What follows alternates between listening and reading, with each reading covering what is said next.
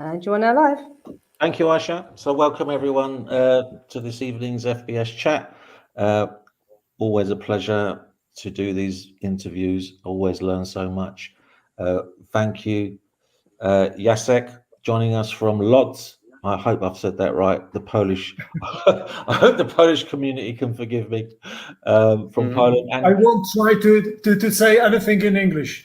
Okay.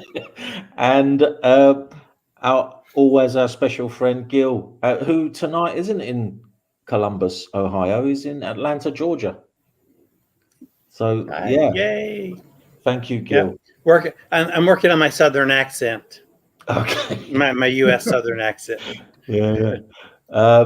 So Jacek, are we? The conversation I'm always fascinated to know how you came across solution-focused brief therapy. I know you've been working with this model for a long time. So where were the origins? Where did you first discover this way of working? I knew that you started probably from that, Yeah. And that's very boring, I would say, because I think it's a very similar story. Of course, they were a lot of details that can make this story a special one in a way. But generally speaking, I met Insu. That was something, that attracted me to solution focus. Well, you really want to hear the whole story? Yeah, I'm fascinated with stories. I love stories, especially with Insu or Steve. Yeah. Well, that was the situation after Poland got independence, after the fall of the communists fall down, and actually that was the second year of after this event, this political event, and I got some information about solution focus, very general informations, and I was fascinated with these ideas that I knew, really fascinated, that were totally different from the way I used to do psychotherapy, because I was trained to be psychotherapist, and also about how to deal with dependency, because I was working with mostly alcohol dependent and drug dependent person also. And I got the news that was the first announcement for the conference, family therapy conference, that was going to be held in Jyväskylä in Finland. And I decided that I need to go there to meet that person who's going to share such an unusual way of working with the client. I was fascinating for that was totally different from the way I was taught how we should do that, how we should help people. So Jacek, you first read about solution focus? Yes, a little bit, in very general way. Yes, in very general, very few information actually. But enough for you to see that it was so different than you were practicing. Totally different. For example, Insu was going to have a workshop on this conference about working with alcohol dependent without the resistance. Mm-hmm.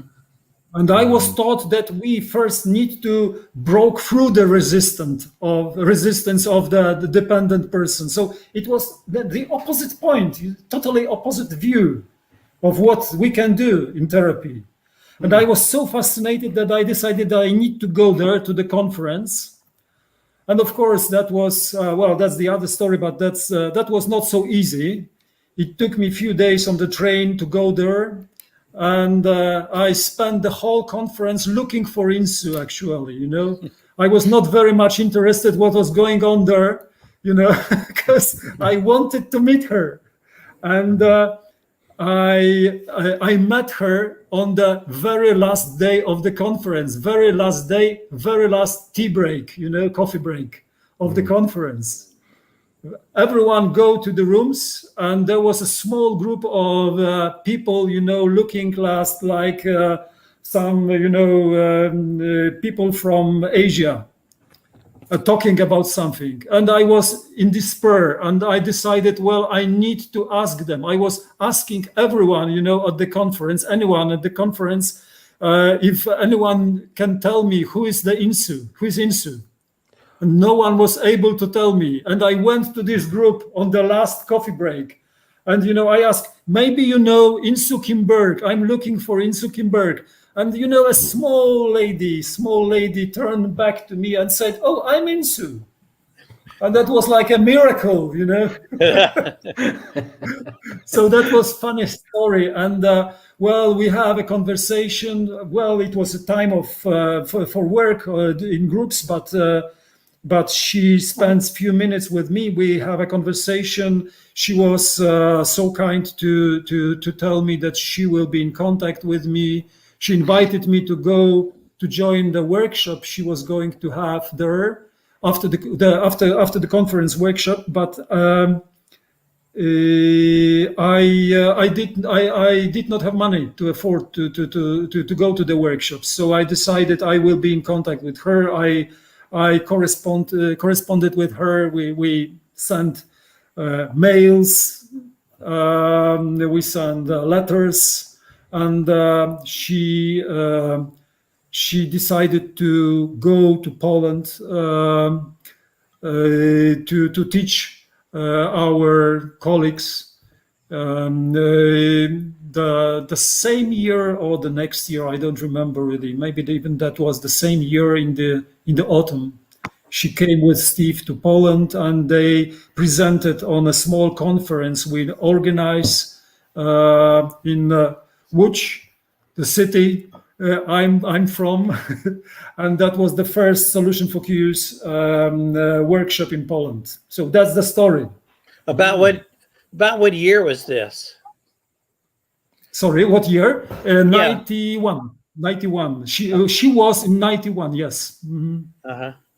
Wow. I get some news in 90, and I started to be interested in Solution Focus in 90, but she came to Poland in 91. So that was still very much in the early days of solution-focused therapy.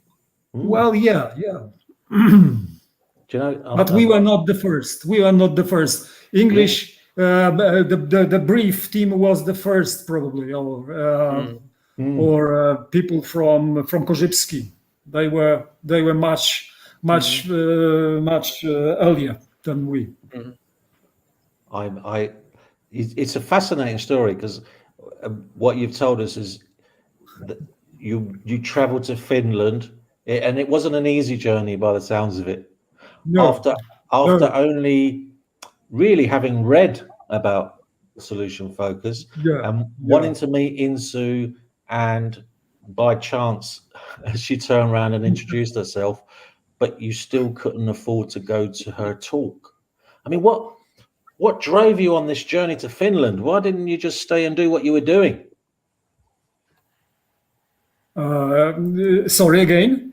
Yeah, so this journey that you undertook is almost, do you know what? It sounds like a pilgrimage, Jacek. Well, it was. It was in a way. Yeah. So, what was it about what you were doing at the time, and what this could offer you, that made you take that kind of journey and that pilgrimage? What was it that hooked you? I think that at that time of my life, of my professional life, first of all, I need to say that I was quite successful in the way I was doing that time with my clients, Well, but still, I think I was tired, When I heard about the possibility to work with people without this resistance, that was something, feel free. totally free, not to have to fight so heavy with people to help them,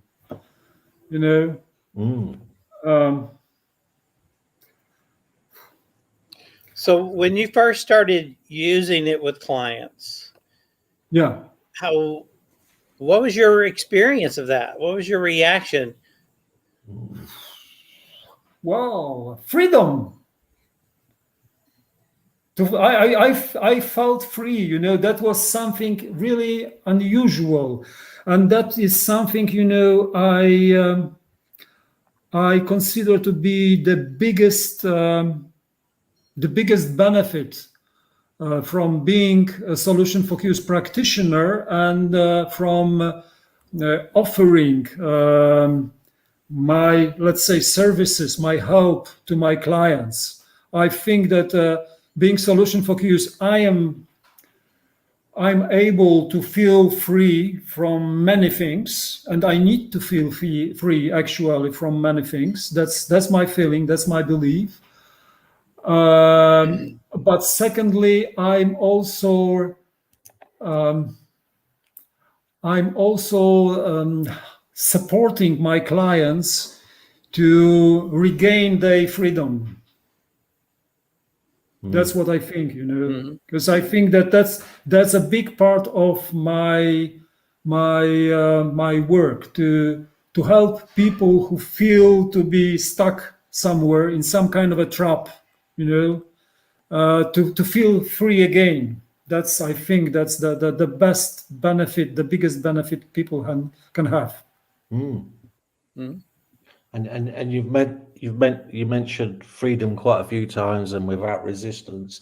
So what was it about this way of working that gave you that freedom? What was it in particular when when you met with your clients that gave you that freedom? Well, when I was trained before, because as I sent you some kind of curriculum vitae, yes, about myself before this conversation, I mentioned that I was trained in Gestalt, I was trained in bodywork, I was trained in Ericksonian, in several approaches before. And any of these, I feel that in spite of the fact that in each of these trainings, I was told that, everything is on a client's side, that the client has the right and abilities to proceed the change, not the therapist. Still, I was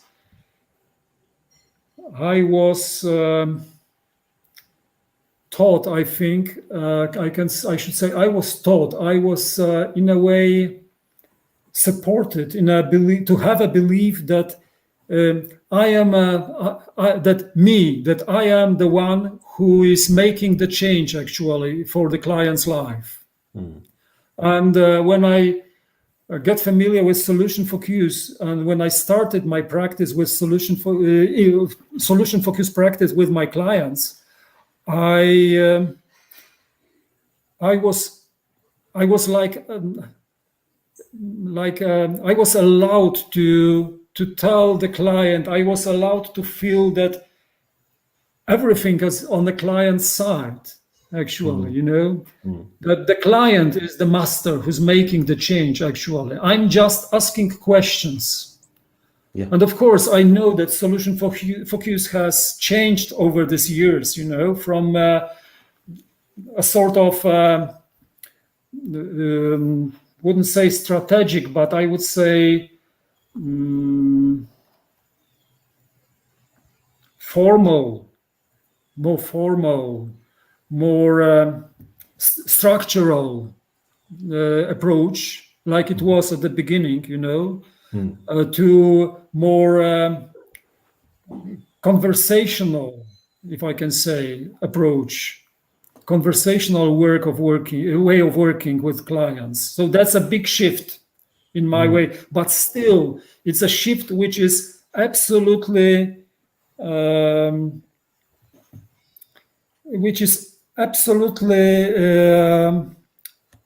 about this not taking responsibility by the therapist, that the responsibility is on the client side. I'm responsible only for my questions. I'm responsible only for creating a possibility for the client. Yeah. You know, it's like today I got, for example, a conversation with a very nice, very, very wise, very nice guy who came to me with his problems with his son. A son has some kind of a brain surgery some years ago. So he's, in terms of psychopathology, he can be diagnosed to be organic, organic. Yeah. Mm-hmm.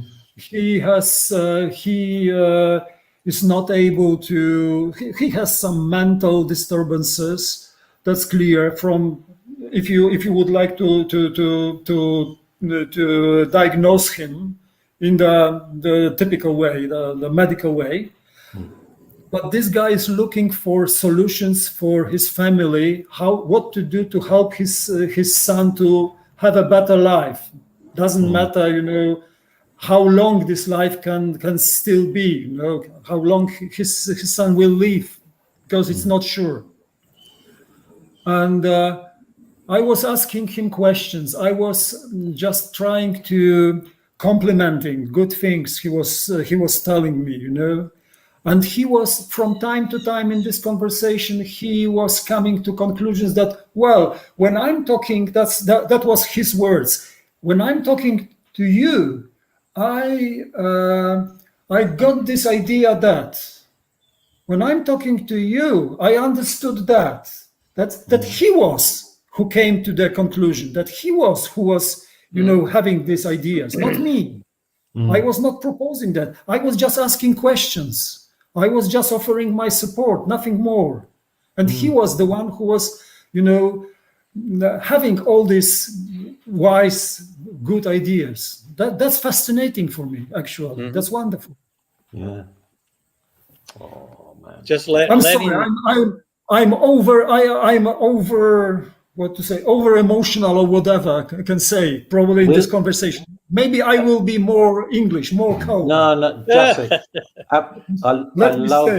I love emotional conversations. Absolutely brilliant. I love it. That's the Italian English. Yeah. Gentlemen. Yeah, definitely. Because I was saying to Gil earlier before you joined that I met a family in the office for the first time who I'd only ever met over this kind of format. Like through Zoom conversations, and just that energy you get from being close to other human beings in a room, and it brought so much joy just to talk about what they'd managed to achieve since the last time I saw them over Zoom, and it was beautiful. It was just a wonderful, uplifting conversation, even though they've been through such horrible times. And that's the second thing I love about Solution Focus, that we can see people flourishing. Yeah. That's something unusual, We do not need to focus on all these difficulties, on this, heavy things, which of course that's also a part of life. Yeah. But we can still focus on something wonderful, and that gives me so much hope, when I see people just getting better. That's wonderful. Oh yeah, it's amazing. So in 1991, Jacek, you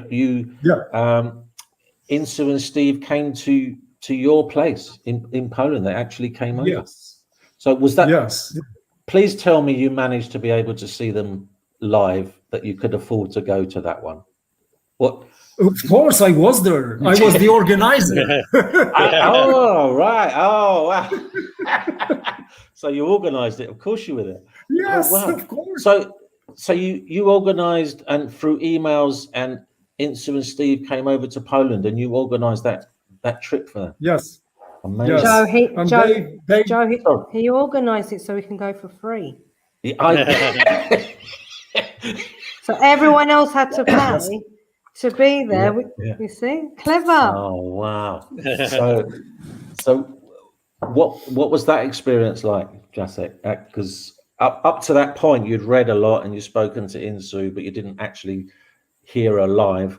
So that was another thing, that was also very interesting thing, because solution focus was totally unknown. No one, the only two of us, me and my wife, there were two people probably at that time. There were only two people in the whole Poland, in the whole country, who knew a little bit about solution focus. So when we invited people to go to this meeting, it was a kind of a small conference. They were totally, it was totally strange ideas for them.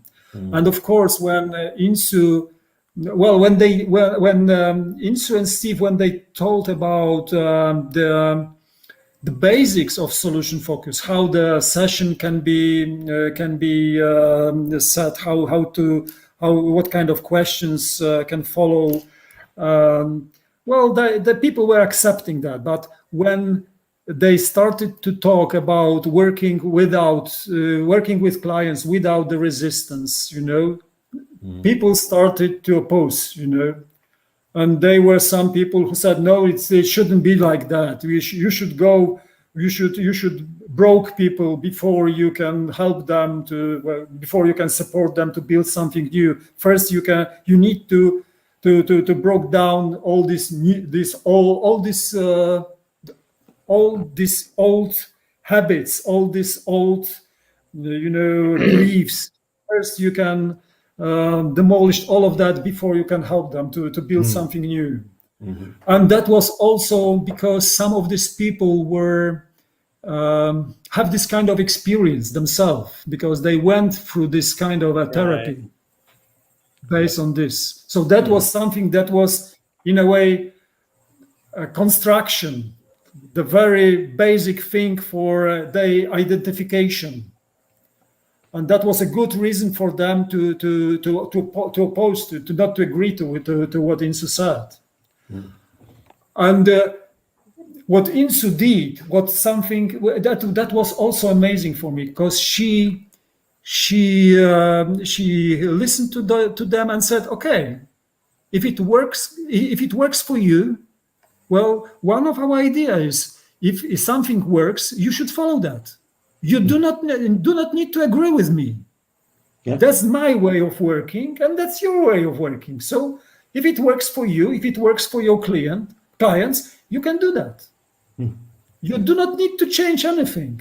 And I was amazed, not to fight with these people. This was like an example, solution focus on life, just a clear example how to do that. Yeah, rolling with the resistance in the audience. Absolutely. Yes, exactly. Absolutely. Oh, wow. Beautiful example. Yeah. Oh, yes. Amazing. Yes. And so where after the conference, Jacek, I guess, because you've done many things since then. So what after the conference? Where did you go from there? How did you start introducing the solution focused approach and the training into Poland? Yeah. We started to present. First of all, we were practicing solution focus with our clients. That's first of all. Yeah. So we were just putting that into life, but. We also try to present about solution focus. We were attending actually any conference we were able to in Poland, and we were presenting on solution focus. We were presenting on ideas. We were presenting about our experiences with that. And of course, it was not so easy, because we were criticized very, very much. by people, and the worst were the conferences of the psychological associations or psychotherapists, not psychotherapists, psychiatrist associations, because these people, I'm psychologist by my basic education, as I said, but that was the most difficult for me, because I would say to this conference, psychologists and psychiatrists are consider themselves to be very wise, So when I said about solution focus, any time that was a kind of a wise comment, For example, I remember once, a very, very important professor of psychology in Poland, who listened to what I presented, and she said, well, Mr. Lelonkiewicz, that's my surname. So, Mr. Lelonkiewicz, if I'm correct, all you have said is very similar to such and such psychological theory. And I didn't know anything about this theory. So I was not able to agree or disagree. So I said, I'm sorry, I don't know, maybe, but it's good for me.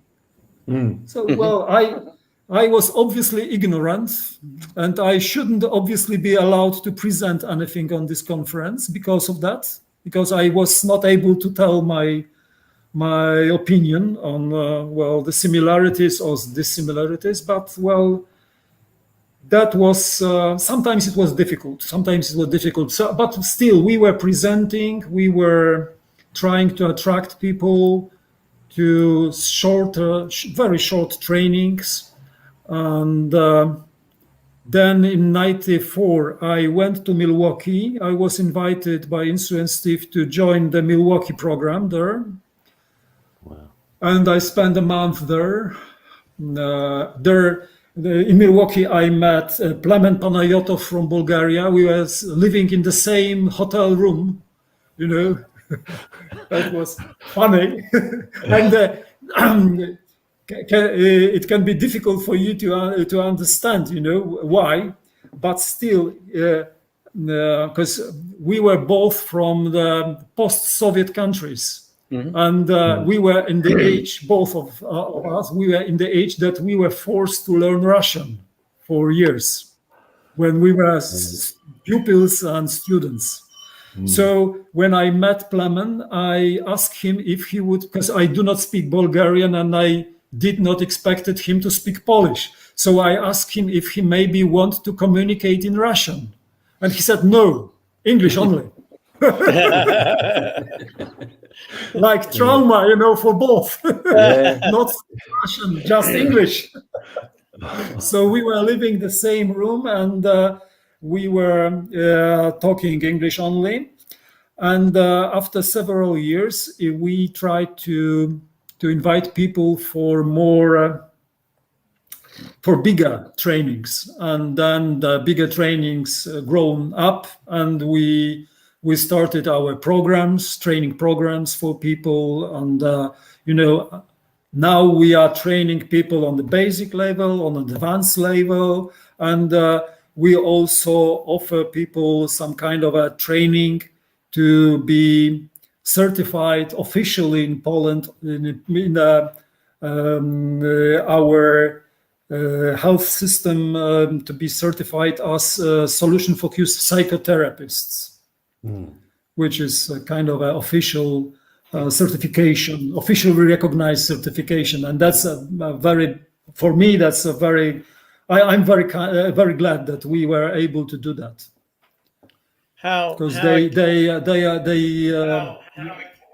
Sorry. Was how widely accepted and used is solution-focused therapy in Poland now? Well, I think it's very popular, actually. I know, that many of our students, as we started the oldest that mass, solution-focused mass in Poland, so many of our students and the students of our students are offering trainings, shorter or bigger trainings now. And I think that every year, I guess, about at least 300 people are trained in solution focused on any level in Poland. That's my guess. So I think that's a lot of people. And when we started, it was like as I told you, no one knows anything about that. That was like what we are talking about. And now when we are talking about solution focused, people there's very often that people tell me, well, we know that we've been to the training. Sometimes people say, well, we know your name because we heard that you have started that in Poland. So that's I think that's very popular now. And the people who use that the people use that in many settings, in very different settings, from social work to mental hospitals, and police officers also are familiar in places about this. So I think it's very popular. Yeah, that was my next question in terms of what kind of settings is it being used and with what kinds of populations, client populations, and the like. So you're welcome. That was my answer. I was going to ask you, Jacek, because when you presented to the conference and the psychotherapist basically said, you don't know what you're talking about. Yeah. And then you said something about you went on to train in solution-focused psychotherapy. Did I hear that right? Yep. So did you add the word psychotherapy to make it more acceptable, or what was the reason for putting? Because I don't use psychotherapy. I'm a practitioner. I'm not a therapist. I put my hands up. I'm a practitioner. I cannot diagnose you. I cannot medicate you. So yeah, when did you add the word psychotherapy? Why? Why did I? Yes.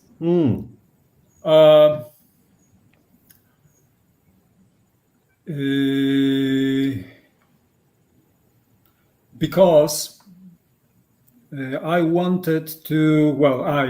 We wanted to. We wanted the approach to be recognized, officially recognized. From my experience in Poland, at least in Poland, I don't want to say that it is for everywhere, for anywhere, but at least for Poland, if the approach is not recognized as useful for psychotherapy, helping people to change in a deeper, whatever that means, deeper way. People do not consider that to be a serious thing, to be a serious approach. So if I didn't want to be, let's say, pushed into the corner by the others, if I wanted to make a space for this approach to be, developed in the country, it was necessary. It was necessary to fit to the system, actually, to the system. So that was the reason, actually. That was the reason why we've done it. Not an easy thing, because it's the training for certification is very long. It consists of 1,400 years. Sorry, not years. Hours. I was going to say that is very long. That would be a miracle. That would be a miracle, yes. Hours. 1,400 hours. So that's a big training. Yeah. And we need also to present, at least in that training, to put into the training some kind of knowledge, some kind of a practice that comes from other approaches, which is that is necessary because of the rules. That's not our idea. That was necessary because of the rules. But I also think it's very useful for people to know, to have a little bit wider perspective. Yeah. Not to be in position because when people are coming, for example, I can see that when people are coming from to us just after they finished universities. You know, they got this this kind of let's say basic education, because we consider, well, that's my private opinion, but university is a basic education. You know. Yeah. Gil's an emeritus professor. What do you say? Yeah, but I'm sorry. I agree with Jacek. I lost you. I'm sorry. No. Gil agrees. Yeah, carry on. It's fascinating because it's interesting what you're saying, because in the UK there are governing bodies for certain types of things. You know, psychological associations. Yes. And let's be honest, they look down on solution focus. But what you did was actually make it more acceptable in the wider stream. Yeah. Sounds like you took a very Ericksonian approach to spreading solution focused therapy. Maybe. I just, you know, that the reason was I got this personal experience. That was my personal experience, that it is so useful to use this approach for clients, you know, in any setting, actually, any kind of clients. And when I see any kind of clients, because I was using that approach, myself, I was using that approach with mentally disturbed people. I was working with addicted people, you know. I was working with so-called healthy people who came because of stress, because of family troubles. I've been using that approach, you know, with social work clients. So many settings, and I always have a feeling that clients benefit a lot. So that will be, if I allowed, you know, this big approaches to push us, you know, on a side. That will be not my loss, because I would practice solution focus anyway, but that will be the loss for the clients. Therefore, I decided that I need to do what I can to make a space for the approach to be recognized, to be learned, you know, to be taught. Yeah. And that's what I was going to ask you, Jacek, because like you said, you could have continued using that approach with your clients, and you know, had a job to do, but you had this urge to get it further out there. Why didn't you just stay in your own practice and let everyone else worry about what they were doing? What drove you to do that? To introduce it to a whole country. I mean, we're having difficulty to introduce it into one borough in London, let alone a country. I mean, why didn't you just do that? Why? Because I'm persistent. Yeah. Maybe I'm persistent. Yeah. Well, Joe, you compared to Jacek going on a pilgrimage. It was, yeah. To find Insu. So he found the light, yes, and he wanted to share it with others. Yes. Yeah. Oh wow. So obviously, once you'd added the criteria, you know, the 1,400 hours. I think what you were saying is some sort of psychoeducation, so knowing about different approaches. It then became more acceptable. Yes. And did you notice it's what other benefits were there for the therapeutic world in Poland? What other benefits were they seeing apart from, all right, now it's got an official label?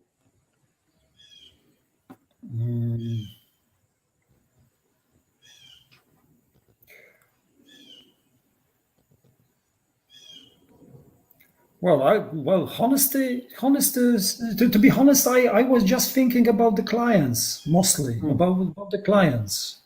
That was my motivation. not to allow them to minimalize us, to do that. I think that, well, at the beginning, if I can say, at the beginning, I have this kind of this urge to change my colleagues, to turn them to solution focus. That's obvious. Everyone has this, But later I realized that it doesn't matter really, because we solution focused people and people who practice the other approaches, we are doing good things for our clients. We are helping people, really helping people. Yeah. I mean practitioners who are responsible in their work, who are professional in their work, we all help our clients. It does not make a big difference which kind of approach you practice. That also comes from the researches, about the results of using different approaches. The same result for any, or similar result for any.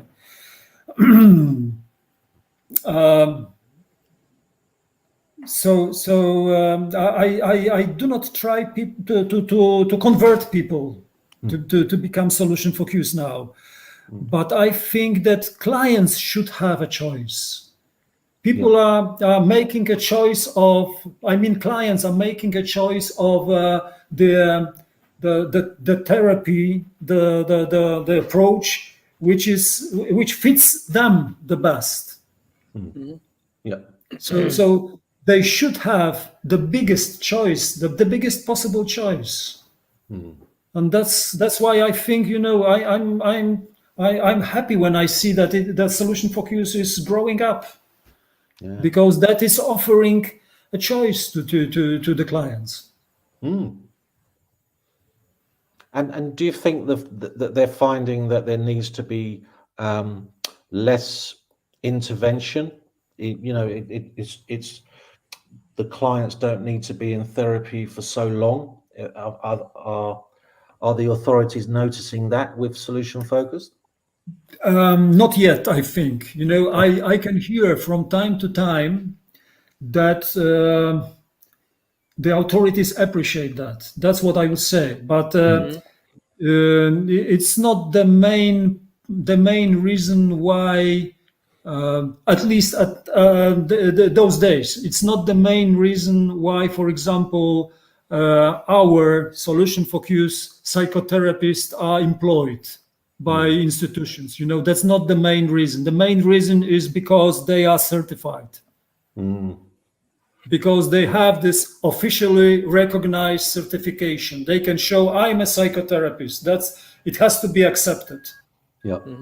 Yeah. So the certification comes from the state? No, certifications came from that's the system. That's the system for the whole country at that moment. Uh-huh. Each officially recognized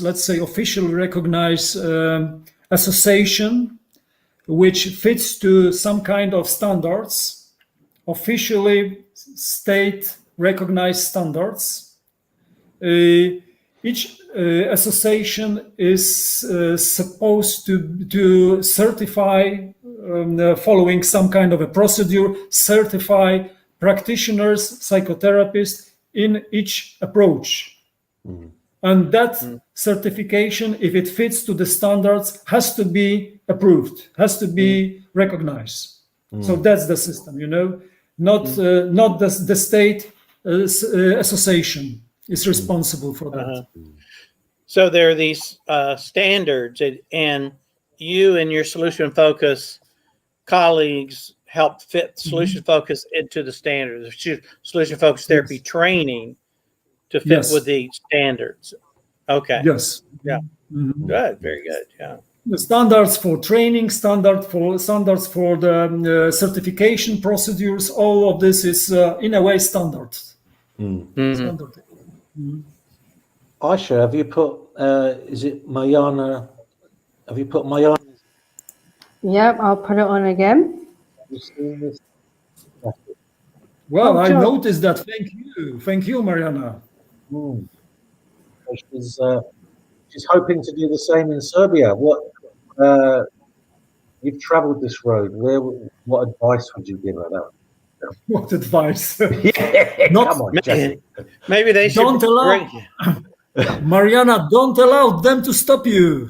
Yeah. maybe they should bring Jacek to Serbia as a consultant. Yeah. Ah, Well, it's a nice country. That's a nice Yeah. country. Yeah. Oh, that's brilliant. So, I mean, you've done so many wonderful things. I know you're obviously not just introducing the approach into Poland, but making it an acceptable intervention rather than something that's just whatever. Do you have any? Because I love client anecdotes. Are there any clients that stand out for you, Jacek, where you thought, well, when you started to first use solution focus, and you thought, yeah, this is excellent. I love this. Well, there are a lot of clients. I tried to collect these stories at the beginning, but later I decided, there are more and more, and I stopped to do that, actually. So it can be difficult for me. But there is, for example, a client. Well, I can tell you a story. That's the story I love to talk to my trainees, because it helps people. I believe it helps people to not to be trapped with this idea about being forced to be brief, to work briefly. Because for example, there's a client, I work with her for over 10 years using solution focus. Wow. So not very brief, Jacek. Well, it's hard to say it's brief, yes, in terms at least of a number of sessions. But fortunately, what we know as solution focused practitioners, we know that being brief does not mean that you need to be brief in time. It means that you need to follow some set of rules, some set of practices with your work. And well, she's changing, she's the client who's changing over these years. Well, and it's of course a kind of a challenge for me to work with the same client for such a long time. Many times I was frustrated, many times I was asking her, many times actually. Well, actually, the 3 times I asked her if it's not going so fast as we could wish. Maybe it would be better for her to change the therapist or change the therapy approach. And the answer was no. Does it mean that you don't want to help me? That was her answer. Ooh, yeah. And so I said, no. Hang on, no, that's not the idea. I just want to help you more.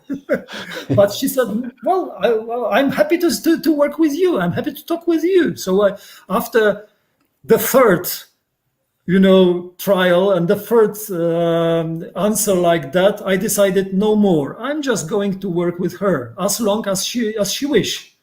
And that's all. That's it, So we continue, and she's changing. She's making a lot of changes for her life. She was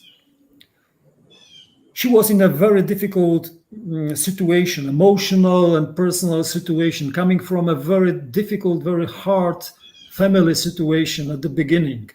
So in a way, I understand some reasons why it can take so much time, for her. And I do not say no, because I want to help her. If it has any sense for her, and if he does not want to change the therapist, well, from time to time, I used to tell her, we need to achieve some results, because I'm going to die someday, So no pressure. Well, you need to motivate your clients. It's like, please change before I die. Yes. Oh man. I'm actually going to use that. Yeah. I am going to use that. Thank you. I think I would get away with that more than you, Aisha. I'm closer. Yeah. Don't be silly. Oh wow. Oh god. So, Jacek, what's next for you? Where are you? What's because obviously you've done amazing things already. Is there anything left? Are you content with how things are? Well, that's only the question I ask her. I'm still going to live for a time. Yeah. For some time, yeah. So I hope it's a lot of things in front of me. I don't know. Yeah. Well, I'm not going to die yet. Yeah. So, what's the next step for you? I know you have a website. I know there's plenty of information on there. You've got, you're involved in EBTA. Have you written or co-written a book? If I got that right, Gil, this is normally your area of expertise, bro. I wrote some articles, of course, and some of our trainees told us. Well, it was actually the first time. It was years ago that we need to write a book on solution focus about our experiences, and I'm thinking about that, because from my perspective, practicing solution focus for all these years, and actually, I am a member of EBTA from the very beginning, from the first conference in Bruges. So I'm observing the changes this approach is coming through for all these years, and I have my own ideas about that, of course, about these changes, about all this stuff with solution focus 2.0, solution focus to 1.0, whatever, simple therapy, all these questions, they are coming over and over on the list, for example, discussing list, for example, if solution focus can be combined with other approaches, if you can use a mixture, or how to do a mixture of different approaches. I'm observing that through all these years, and I got my own point, on all of this, and I think I'm going to write something about this. And maybe it wouldn't be anything very, very new, but it's a kind of wouldn't say summary, but it's a kind of point of view that helps me to put things into order, to systemize. To systemize? Should I say so? Yeah. Yeah. Systematize. Systematize. Oh yeah, I knew that I said something wrong. Systematize my understanding of solution focused practice. So yeah, that's something I can say for sure. It's in front of me. Yes. That's music to Gil's ears, isn't it, Gil? Gil loves to collect literature and books. Well, yes, I do. I have. I like to collect literature, the latest stuff, but also like the original stuff as well. And So I've co-hosted with Joe and Aisha several times beforehand, so I always search for any publications or written stuff, and so I was having trouble finding something. So I was wondering if you published in Polish, Jacek.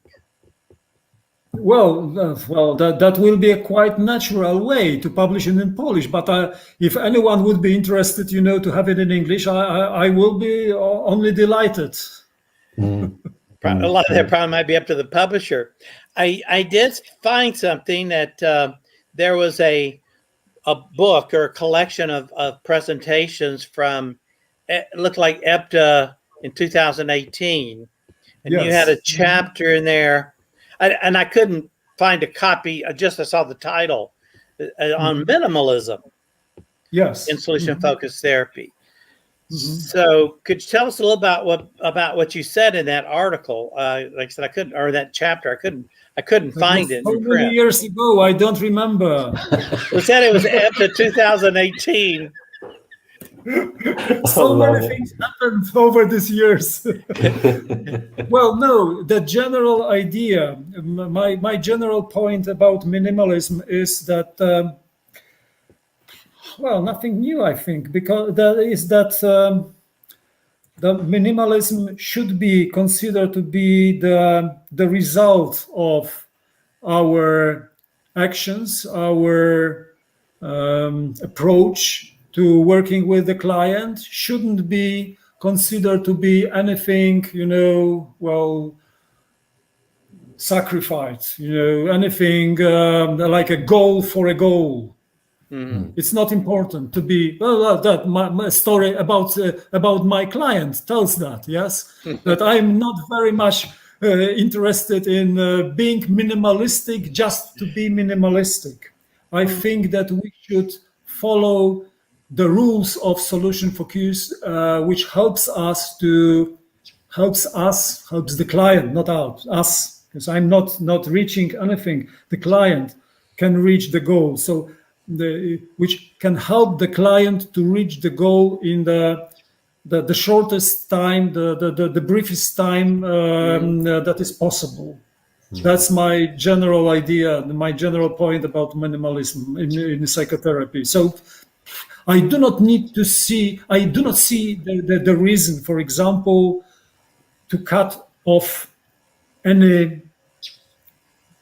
Well, in that way, I'm very traditional. I do not see much reasons for cutting off or to resign from, any parts of this traditional structure.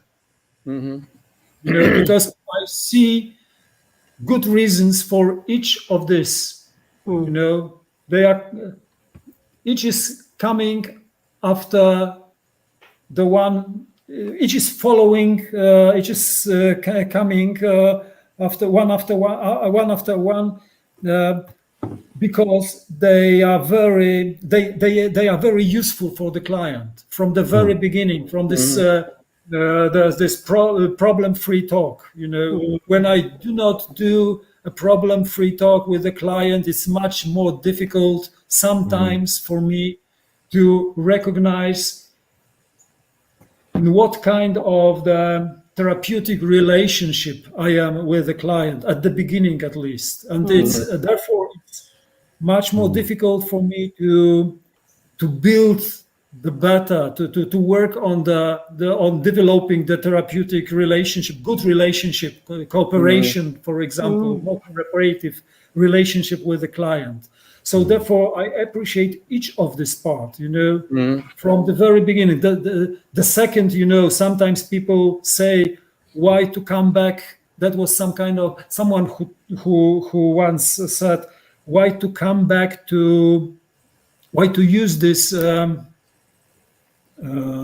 Second part of the schema is about the problem. Yes. We are asking the client why, what make the client thinking that he or she should see us at that very moment. which seems to be like I'm asking a client about the problem, because sometimes people are answering about the answers are about the problems, yes, that brought them to the therapy. But actually, from my point, that's a question about the change, the pre-session change. Because when I'm asking the client, what was too much for you, I'm asking about what has forced you to change, to make a first step. So I see the good reason for each of these steps. Of course, I do not. There is no need to ask all these questions, to go through all these points. For example, in my practice, it's not always when I ask the miracle question, for example. But when it is useful, when it is a good moment in a conversation with a client, to ask about such kind of a change in his or her life, that's just miraculous change. Well, I'm very happy to ask this question. But like it was and it is sometimes used by some colleagues, this miracle question is used to develop the better description of the goal. Because some people use this miracle question to develop the better description of the goal. Yeah. When I get the really good description of the goal in the previous step, there is no need sometimes to ask the question about the miracle. Oh, the other story about the client. Okay. And the miracle question, which I was not able to ask. There was a client who came to me after several years, came to see me again with the other problem. So he knew, in a way, my way of asking questions, and he described he described the reason he got for visiting me this time. And I started to ask him about the goal, and we developed the description of the goal. And I, of course, asked the client. I wanted to feel sure that it would be a good description, a useful description for the client. So I asked about the scaling, how useful it will be to achieve this goal, so described goal for the client. And the answer was 100%. So I, get my brief to ask a miracle question, and at that moment the client moved a little bit to me and said, "Oh, you are very wise." I was surprised. I said, "Well, it's nice. It's nice to hear, but I don't know why." Why you told me that? Oh, you are very wise. It was like this movie with De Niro, yeah, this the depression, gangster depression or something, yeah, with De Niro. You're very wise. And I said, okay, so explain me something. And the client told me, I know what to do. I know what to do. Are you sure? You really know what to do? Yes, of course. I know what to do. It's absolutely clear. So I said, okay, so, what's the sense to ask a miracle question? What's the sense to ask about no exceptions? No reason to do that. So I asked the client only, tell me on the scale, how sure you are that what you know you should do will be helpful for you? 100%. Okay, do you need anything else? No. So therapeutic break, compliments, the feedback compliments, and either I didn't know what the client gets, what the idea the client gets from this, developing the goal, my homework for the client, because I always use the homework. My homework for the client was, well, so you know what to do that. And it didn't take 10 years of therapy to get there. No, that was about half an hour. It's amazing. It's been a wonderful chat. Thank you so much for joining us. We have come to the end. Any last words from any of you? Very, very nice gentlemen. I wish we could go on longer. Yeah, it's been really. I have more questions. Yeah, it's been really a very, very enjoyable. I'm in awe of you because of the way that you were satisfied with the approach, but it was more than that, and the way you developed it into a whole nation, and that's fantastic. And thank you for answering. I hope the questions weren't too awful, but thank you for being honest and open. It's been a wonderful experience, Jacek. Thank you, and thank you, Gil, because Gil's always on hand for us, and we love Gil. And yeah, thank you, Jacek. It's been really interesting, actually, really thought-provoking. Yeah, thank you for sharing your experiences and your wisdom, and I'm sure a lot of people in Poland appreciate what you've done for solution-focused therapy in Poland. Yeah, definitely. Well, thank you very much, and I'm sure that Gil, that you told that because you now you know that your accent is not the worst in the world.